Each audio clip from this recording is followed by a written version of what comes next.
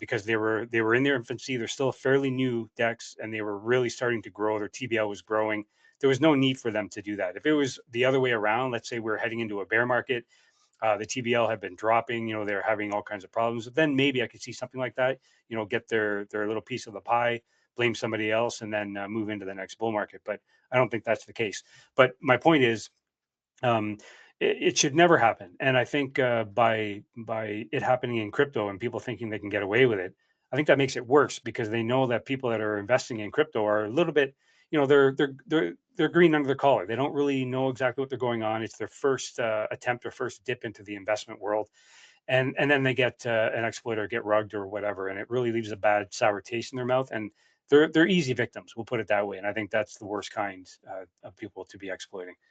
Yeah, but What were you there's going a to say, Juan? big difference. There's a big difference between losing your money because you made a bad call or didn't read a white paper, you didn't transfer the funds correctly, and then Hmm. someone stealing your money, right? Hmm.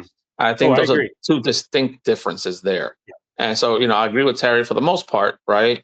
But, obviously being careful with how much you lose and how much you're willing to invest. And I get all that. With that being said, I'm okay with losing money based on, my indecision or bad decisions or whatever the case may be, Your not own because decisions. someone, Yeah. right, Hmm. versus having losing my money due to someone stealing it from me.